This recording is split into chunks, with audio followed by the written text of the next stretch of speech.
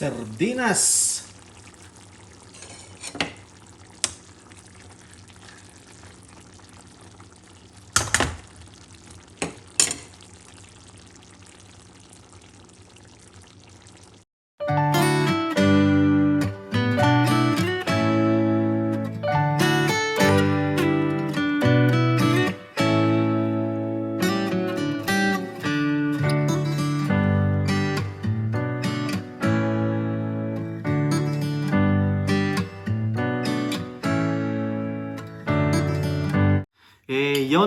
Nagbabalik na naman ulit tayo, ano ho? Kung saan ho kayo naroroon ay magandang umaga, magandang tanghali at magandang gabi sa inyong lahat, ano ho? Kamusta ho kayo? Sana ho kayo ayos lang diyan. Mahal na rin na, magkahiga muna. Uy, yan. Kami ho'y nakain ng hapunan, ano? At kararating lang ho namin dito sa bahay at kami ho'y katatapos lang mag-cleaning, ano? Pero, bago nyo ho kami sabay ang pagkain, ay ipagpapahili ko muna ang aming ulam, ano ha? Ang aming ulam ha, meron ho kaming sardinas na may repolyo at kamatis na. Tapos may niluto ang mahal na rin na ano ba ito, parang barbecue, parang pork tapa no? Kaso parang ipinabad na ni Utoy sa suka no? Tapos aray, gumawa ang mahal na rin na ng strawberry cake. May banana bread, ayan. Yan. Strawberry Kung may banana bread, ang version mo naman is strawberry bread, ano? Yan, kain ho tayo. Yan. Hindi ho tayo nakapag-vlog nitong mga nakaraang weekend, ano? At talagang aaminin ko ho sa inyo ay talagang busy ho kami.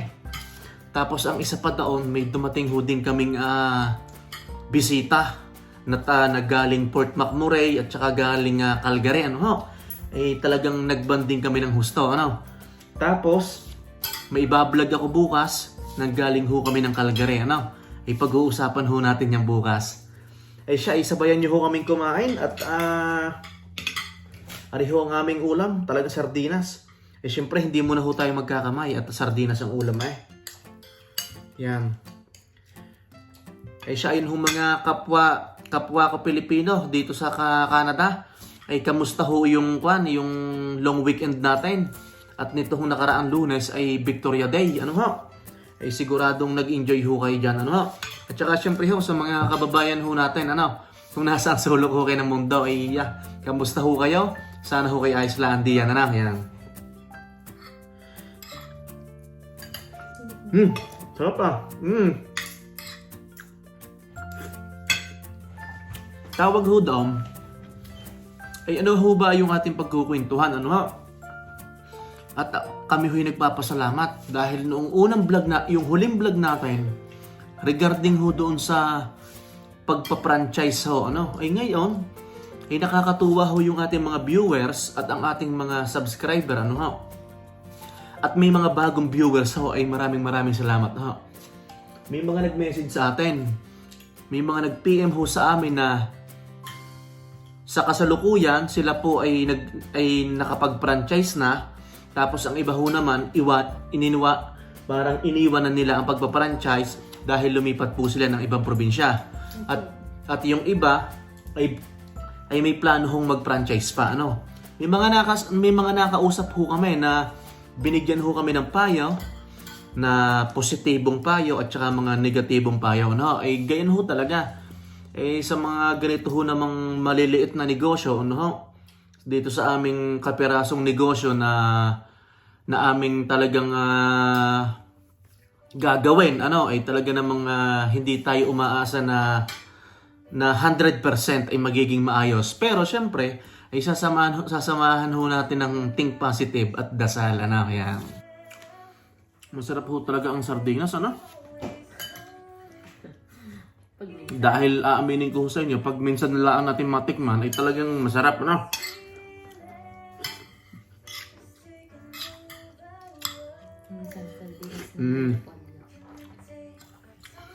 Mamaya, lalaksan mo ang boses mo at baka hindi ka madinig na.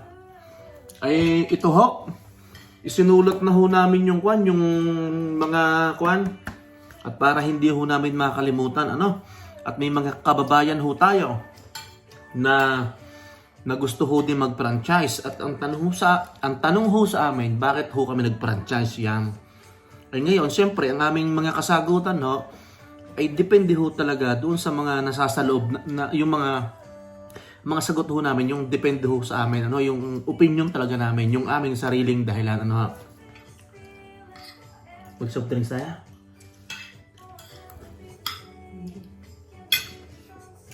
Talaga hong kwan eh. Pasensya na't may kwan, may laman ang bibig ko yung nagsasalita. Nandiyan sa ilalim, basta ka. Ay talaga hong kami ay nagpuyatan, ano? At may mga dumating kaming mga bisita.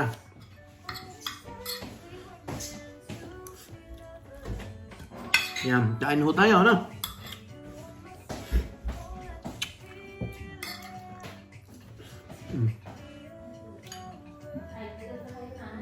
Oh, sardinas, ah.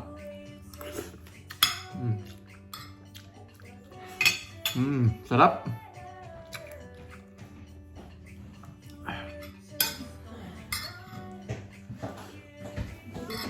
Eh siya ay tayo ay magsisimula na. At nalalim ho ang gabi ay hindi ho hinuhukay, na. Ay iinom muna ho tayo ng ating fish oil. Gusto ba? Ah.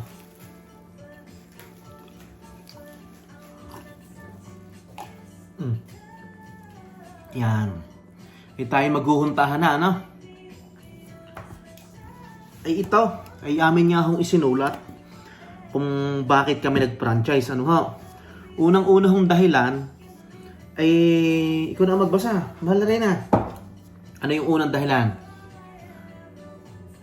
Gusto natin magkaroon ng sariling negosyo. So matagal na natin plano.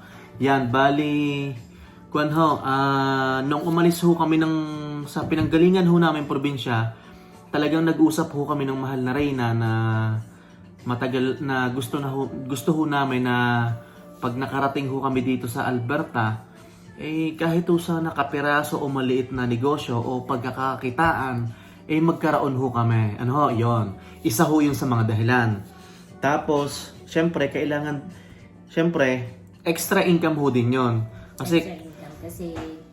Kasi di ba ginawa na natin siyang part-time? oo, part-time na natin yan dati pa.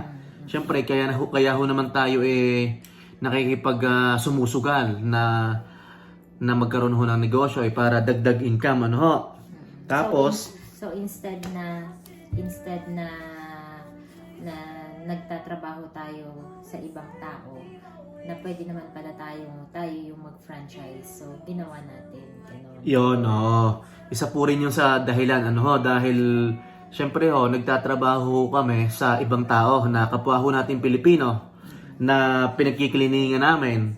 Eh sabi sa amin, marunong naman pala kayong maglinis, maayos naman. Eh bakit hindi nyo itry na mag-franchise? So yon, ibinigay sa amin yung address noong opisina, mag-inquire daw kami, tapos mag-fill up daw kami ng application form. Tapos nag-email naman sa atin, no? Tapos in-appointment po kami for interview. Yan. Ano pa? Tapos ito.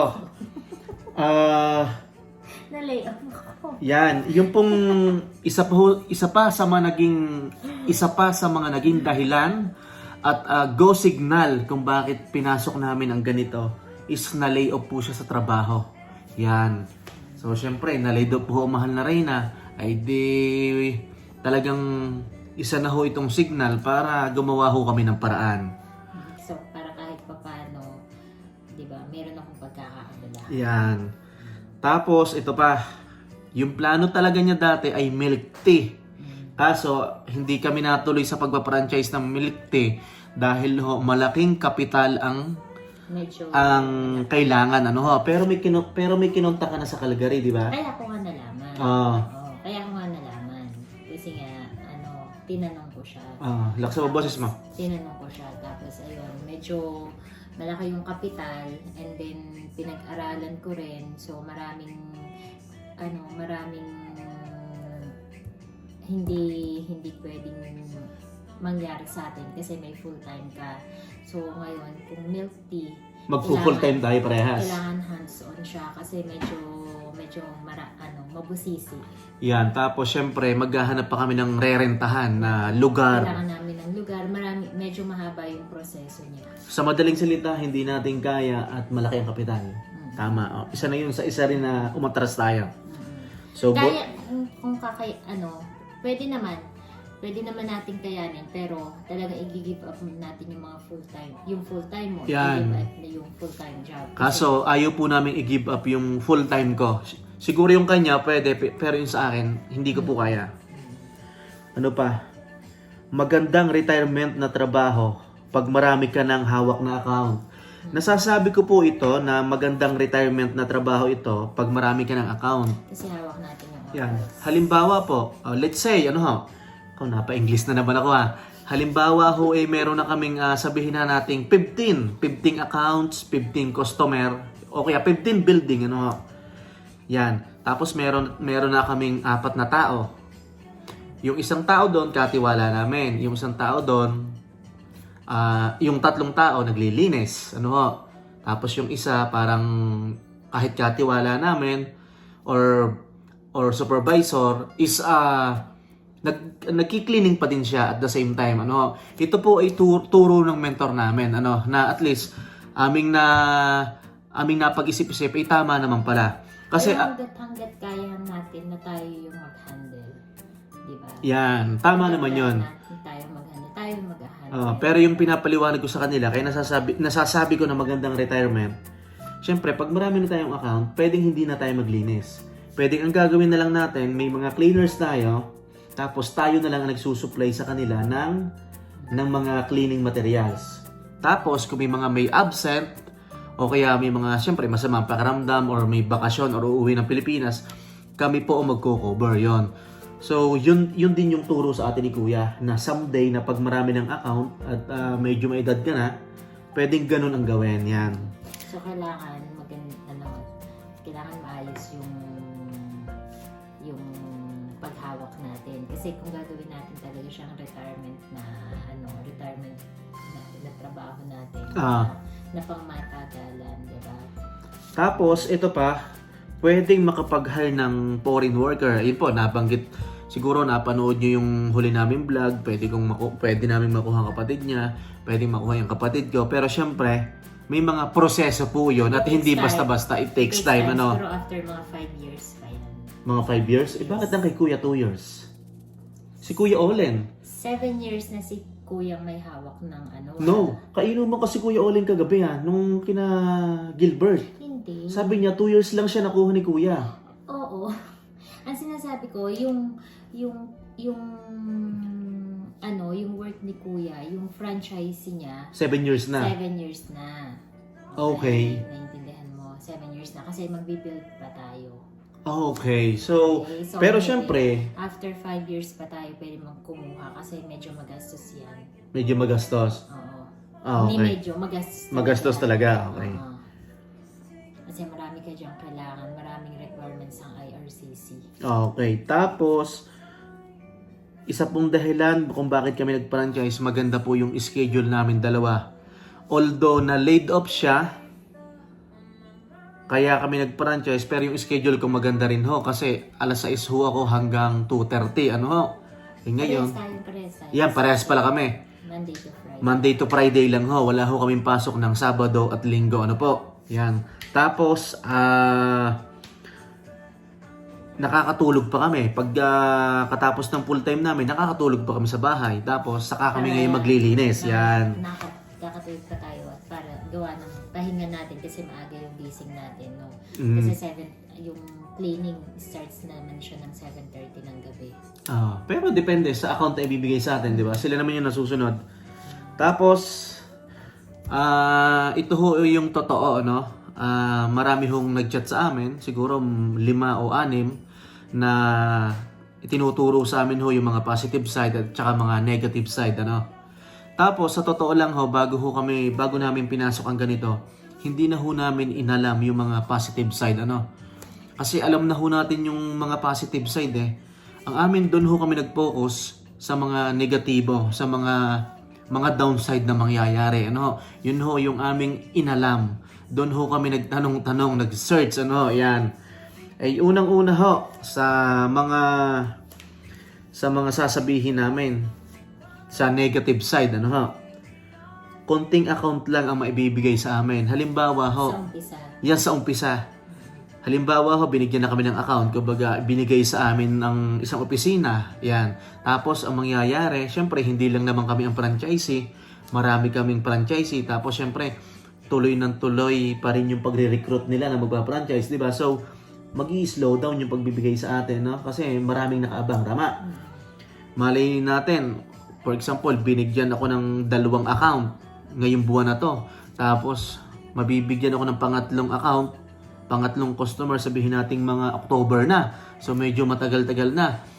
Kaya nga ho natin pinasok itong ganito para magkaroon ho tayo ng maraming customer na lilinisin. Ano ho, yan. Tapos, papaano daw pag malayo yung area, yun pa rin ang isang problema, pag malayo yung area. Hindi sinabi naman Pero anong sabi ni Kuya, ni Sir? Ang sinabi naman sa atin nung may-ari na yung ibibigay sa ating account is depende sa area natin. Kung saan tayo nakatira, kung dito tayo sa west, syempre dito lang ang bigay ng ano natin. Siguro pinakamalayo na ang southwest. Pero Okay. hindi tayo bibigyan ng mga beyond 10 kilometers. Okay. Yun ang alam ko. Tapos, ano pa yung negative side? Yung complaint, ano? Siyempre, hindi naman na maiiwasan na mga-complain, ano? Hindi maiwasan ako. Siyempre, ang complaint dyan, may nabasag kang gamit, or may nakalimutan ka, Hindi, or wala mga... hindi or- naman sa nabasag. May mga yung malimit na complaints is may nakalimutang linisan. Okay, tapos ano pa, yung hindi maayos ang paglilinis.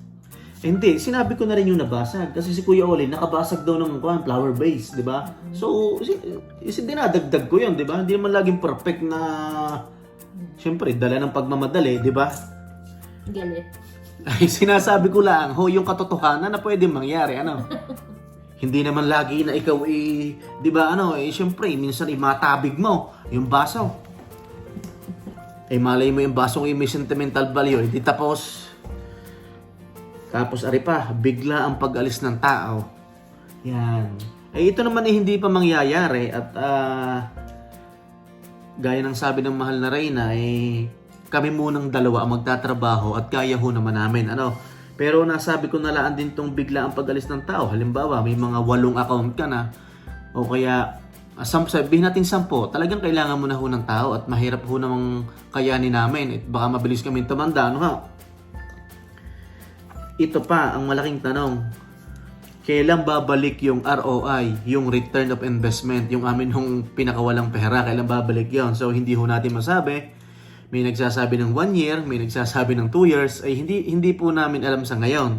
Yun ho yung aming malalaman pagdating ho ng takdang panahon. Ano ha? Yan.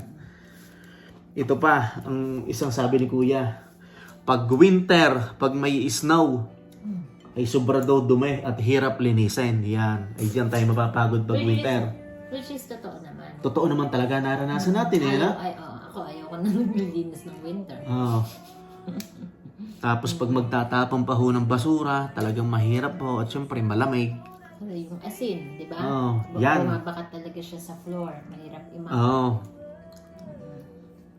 Yun ho, Tapos, ano pa? May isa pa. Ano pa? Baka may nakalimutan ako o kaya may Ano? gusto silang isa-suggest. Dahil nandito tayo sa Canada, dahil may mga kamag-anak pa rin tayo sa Pilipinas, may hihirapan na tayo umuwi ng Pilipinas. Yan. Hindi na basta-basta. Yan, hindi na ho kami Biglaan basta-basta na... Next month, uwi tayo. Ganon. Yan, yan. Isa rin yun na buti nabanggit mo. So, yun talaga yung nasa isip ko na kapag nagkaroon ka ng negosyo dito, hindi ka na basta-basta makakauwi ng Pilipinas. Kasi hands-on nga tayo hindi naman basta-basta umanap din ng kapalit mo para pumalit sa'yo, maglinis or mag-cover. Okay, tama. Nang for 6 weeks lang, di ba? Kasi, di ba, hindi naman lahat ng tao yung maaano kagad yung tiwala natin. Tama. Kasi Tsaka sa syempre, ngayon, paghahanap ka ng tao, yung mapapagkatiwalaan. Oo, kasi di ba may mga police check pa yan, di ba? Opo, bali medyo mahigpit ho itong aming company. Talagang ang dami hong hiningi sa amin. Marami ho din tanong. Yan, napakadami hong tanong. Tawag ho doon, baka ho kami may nakalimutan at doon ho sa mga eksperyensado na at sa mga sanay na sa ganito. Doon ho sa mga nakachat ko, sa mga nakausap ko sa telepono, maraming salamat ho. Baka ho kayo may nakalimutan o may sasuggest pa kayo sa mga viewers ho natin, sa mga subscriber ho, sa mga bagong viewers, baka ho kayo may mga maitutulong sa amin. Ano, yan. Yung mga nagtatanong sa atin. Ayan, oo. Tapos, Ano pa? gusto kong i-shoutout si Kuya kasi palagi ito nagme-message sa atin. Tapos sabi niya, di ba, parang hindi mo daw siya napapansin. Ay, baka, syempre minsan hindi ko nakukunin. Matagal na siyang subscriber nung pang nag-travel tayo. Ito sabi niya. Ito. Parang feeling ko nagtampo na si Kuya. Sorry po. Hindi naman. Shout out na si Kuya. Ito si Papas Vlog 8914.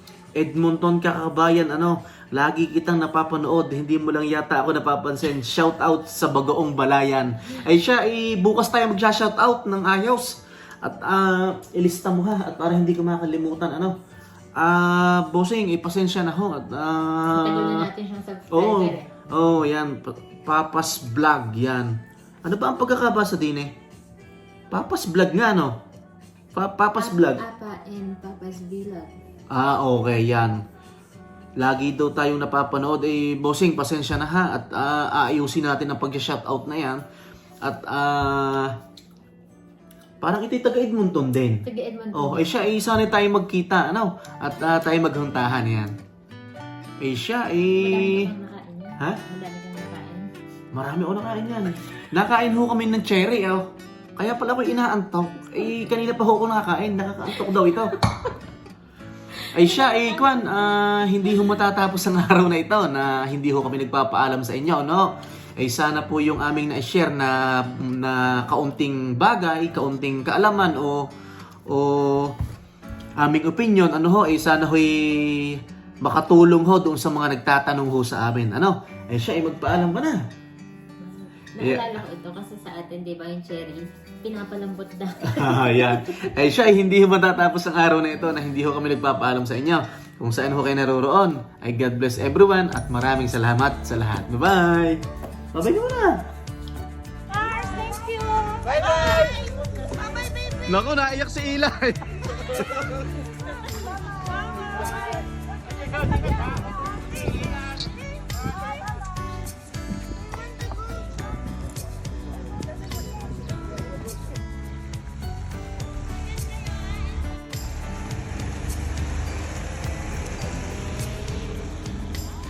Bye-bye! Papa, thank you. Thank you, Papa. Yeah. Thank you. Ingat kayo ha!